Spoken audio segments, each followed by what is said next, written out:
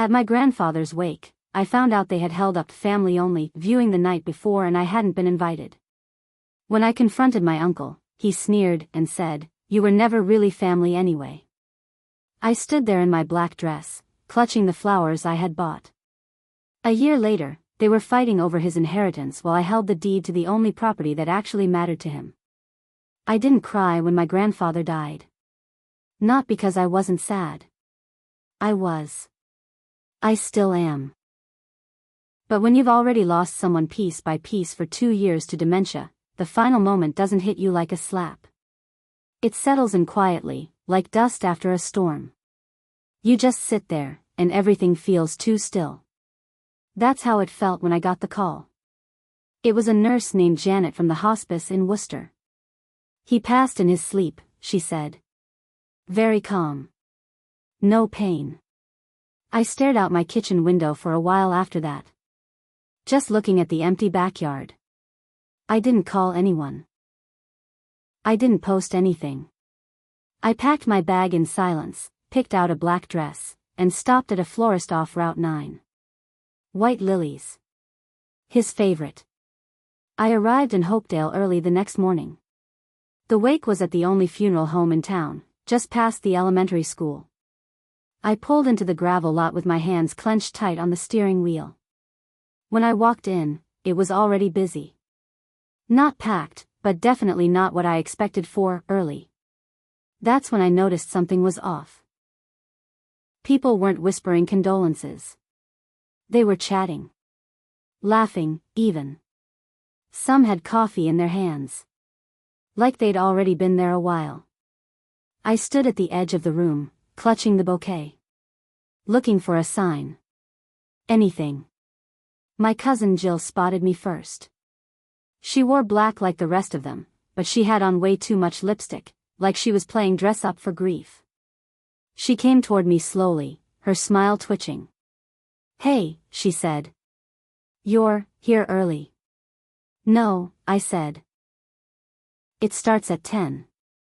It's 9:40. Her face froze. Then she looked over her shoulder, like she was hoping someone would come help her out of this moment. "You didn't hear," she finally said. "We had a private family viewing last night. It was, just for us.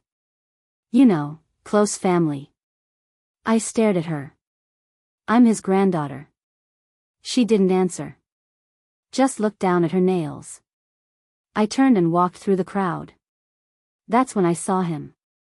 My Uncle Marvin. He was by the snack table, laughing with some old friend from the VFW. He had a cup of coffee in one hand and a donut in the other. He didn't look like a man who had just buried his father. I walked straight up to him. "You had a private viewing without me?" He looked at me like I was a stray dog that had wandered into his backyard. "Oh," he said. "Right. You didn't think I should be there?" He smiled, but it wasn't a real smile. It was that smug, tight-lipped kind that makes your stomach twist. "You were never really family anyway," he said. I felt the room shift. Like all the air had been sucked out. I looked around. Some people had stopped talking. Most looked away. No one said anything. I stood there in my black dress, holding a bouquet of flowers I bought for a man I loved like a father. And I realized I was completely alone in that room. I didn't cry. I didn't say anything. I turned, walked out, and left the flowers on the sidewalk near the door. That night, I lay on the motel bed, staring at the ceiling. The flowers were still in the car. Wilted now. I hadn't touched them. I replayed his words over and over. "You were never really family anyway." And then something in me snapped. Fine. If I wasn't family to them, then they weren't family to me. But I was family to Roy. I knew that. And I was going to prove it. Not with yelling. Not with Facebook posts. Not even with a confrontation. No, I was going to do it the way he would have. Carefully. Quietly. With purpose. 6 months later, a letter came. Thick envelope. No return address. Just the name of a law firm in Milford. I opened it with shaking hands.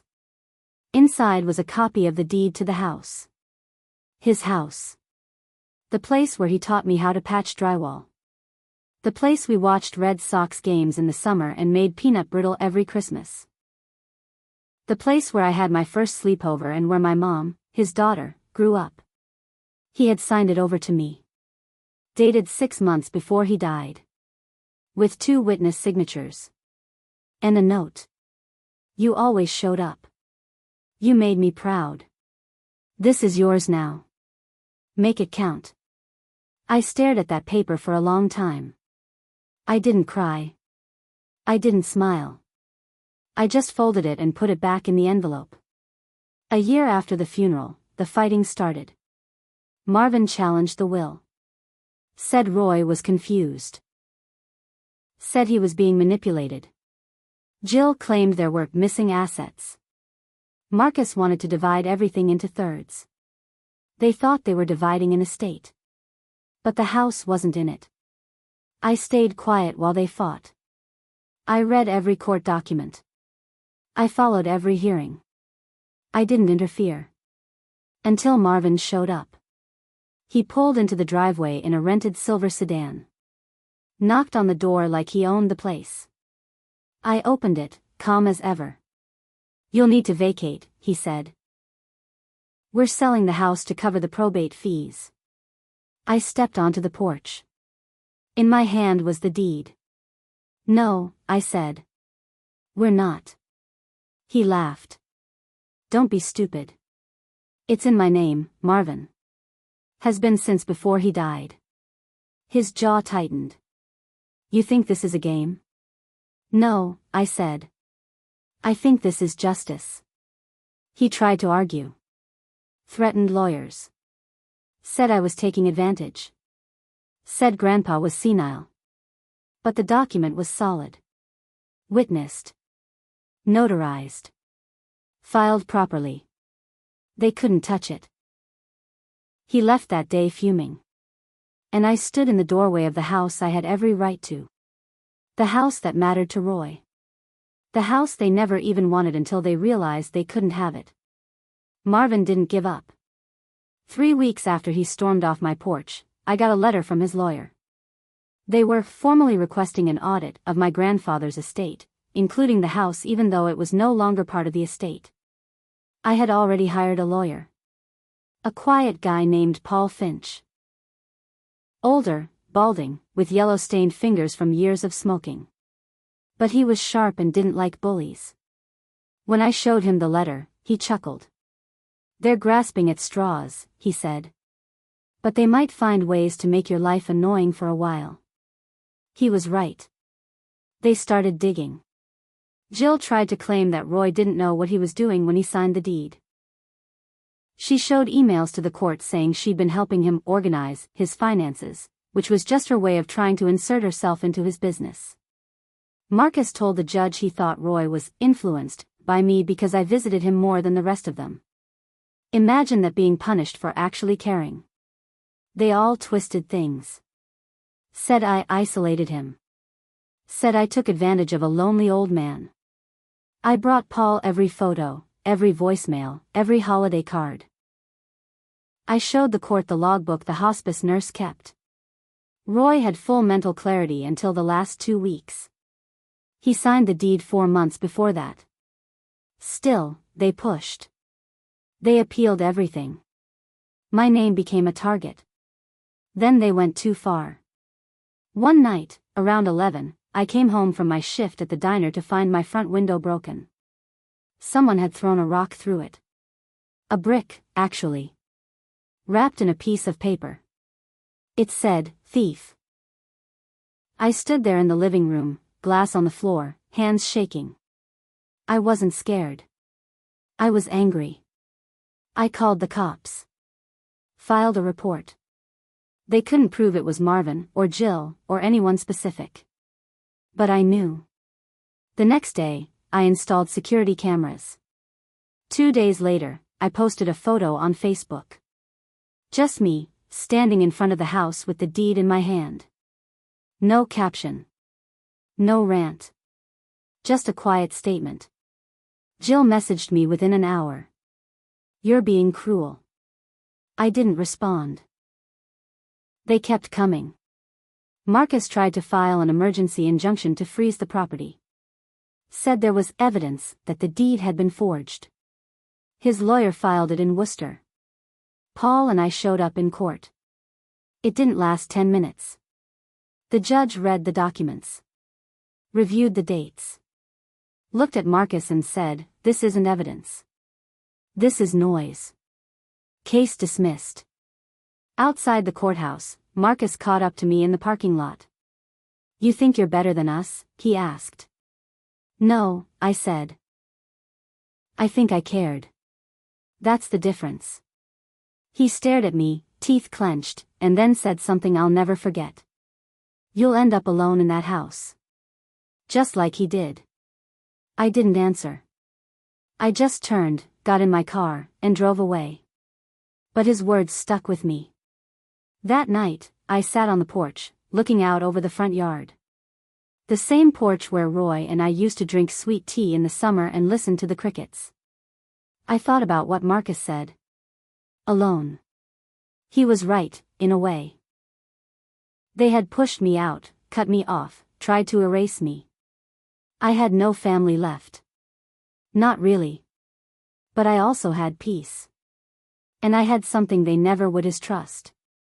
I started going through Roy's things. Carefully. With respect. I cleaned the attic. Organized the garage. Donated his clothes. Boxed up letters he wrote to my mother after she died, letters he never sent. Just kept them, folded neatly in a cigar box. I cried reading them. Every word. And I made another promise. If they wanted a fight, I'd give it to them. But I wouldn't stoop to their level. I'd win the same way Roy lived. With patience. With proof. And with my name on the damn deed. Summer turned to fall, and I thought maybe things would finally settle. But Marvin wasn't done. One afternoon in early October, I got a notice from the county clerk's office. Marvin had filed a motion to reopen probate, claiming there was new evidence that could affect ownership of the house. I called Paul. "What kind of evidence?" I asked. He sighed. "They're not saying. Just that it came from Roy's personal effects. They're asking the court to issue a subpoena for anything you've kept. They want to come in the house. They're fishing, probably bluffing. But they can make trouble." I hung up and looked around the living room. Every item in this place told a story. A chair he'd reupholstered himself. The clock he fixed every Christmas, even though it always broke again. I couldn't let them walk in and treat it like junk. That night, I climbed up to the attic. I'd been meaning to finish organizing up there anyway. The insulation was old, the floorboards creaked, and the only light came from a bulb with a pull string. I opened a few more boxes. Old tax forms. Some photos I hadn't seen before, Roy with my mom when she was a teenager, him holding a baby that wasn't me. I kept digging. And then I found it. A thin black binder tucked behind an old army trunk. I opened it slowly. Inside were legal documents. Not copies, originals. Signed and stamped. It was a trust. Not the one from the lawyer in Milford. This one was older. Dated 7 years ago. Back when Roy was still sharp, still driving, still going to the VFW every Thursday. It laid out something shocking. He had made Jill his financial power of attorney. Back then, when he was still hopeful about his kids, still trying to believe they would do right by him. There were clear instructions. Jill was supposed to help manage his bills, pay his property taxes, handle small expenses if he got sick. But then I saw the notes he had scribbled in the margins. One caught my breath. Jill took $3,000 from my account. No explanation. Said it was for maintenance, nothing done. There were more notes like that. Small withdrawals. Odd charges. Cash advances. He had underlined some of them. Circled others. And then at the bottom of one page, in shaky handwriting. Will change everything if she lies again. Can't trust her. Will not leave her the house. My chest tightened. I flipped through the rest of the binder. There were check stubs. Bank statements. Letters from Jill, friendly on the surface, but always about money. Always pushing. He had saved everything. I scanned it all. Made digital copies. Printed extras. Then I called Paul. In court 2 weeks later, Marvin tried to present a fake memo claiming Roy had promised the house would be shared among the kids. It was typed and signed and conveniently dated the week before Roy died. Paul didn't even flinch. He stood up, handed the judge a thick folder, and said, "We'd like to submit evidence that contradicts that claim, including financial misconduct by Ms. Jillian Walker while she was acting as his POA." The courtroom went quiet. Jill's lawyer tried to object. Marvin muttered something under his breath. But the judge looked at the documents, flipped through the bank records, and frowned. "You're saying this trust was in place before the deed transfer?" "Yes, Your Honor," Paul said. "And Mr. Walker made notes, detailed ones, explaining why he revoked their access and gave the property to my client." The judge stared at Jill. "Do you deny the withdrawals?" She didn't answer. "Ms. Walker?" I thought I had permission," she said finally. "He said I could use it for maintenance." "Was any maintenance done?" Silence. The judge banged her gavel. "This case is no longer about property. It's about exploitation." Outside the courtroom, Jill and Marvin didn't look at me. Marcus had already stopped showing up by then. Maybe he knew it was over. But I didn't feel triumphant. Not yet. Because something else had changed. In the process of fighting them, I learned things I never wanted to know. My grandfather had suspected them. Watched them. Even feared what they might do. He never told me. He didn't want to poison me against them. He still hoped, somewhere deep down, that they'd do the right thing. But they never did. 2 months later, Jill was formally charged with elder financial abuse. It didn't make the front page of the local paper, but word spread fast. Hopedale isn't a big town. People notice things. She claimed it was all a misunderstanding. That Roy had trusted her, and she never meant to take more than she needed. But the record said otherwise. Over $15,000 gone in 2 years. No receipts. No repairs. She ended up with probation and had to pay restitution. But the real damage was already done. Her kids wouldn't speak to her. Her husband filed for divorce. She lost her job at the bank where she'd worked for 11 years. Marcus dropped out of the legal fight completely. He sent me a weak apology by email. "Sorry things got messy. I hope you're doing okay." I never replied. And Marvin? He kept pushing for a while. Even after everything came out. Kept calling the house his birthright. Kept saying I manipulated Roy, even when every court, every lawyer, every piece of paper said otherwise. Until one day, I saw his car parked across the street. He just sat there, watching the house. It was cold out, late January, and the sun was low. I didn't go outside. I just stood at the window and watched him watch the house. After maybe 10 minutes, he drove off. That was the last time I ever saw him. The house was quiet after that. Too quiet, some days. I repainted the living room. Fixed the back steps. Replaced the cracked tile in the kitchen that had been broken since I was 12. And sometimes I'd sit on the porch, just like Roy used to, and think about everything. The house didn't make me rich. There was no gold hidden in the walls. Just memories. Ghosts of voices in the hall. But I knew I'd earned it. Not because I outsmarted them. Not because I won in court. Because I showed up when it counted. I kept one of Roy's notes from the attic. The one with his shaky handwriting. You always showed up. You made me proud. This is yours now. It sits in a frame on the fireplace mantel. Right above the chair he used to sit in. They told me I wasn't really family. Now they're the ones cut out, left behind, shouting at shadows, blaming everyone but themselves. And me? I still walk these floors. Still make coffee in his old machine. Still water the garden he planted when I was 5. This house may not mean anything to the rest of the world.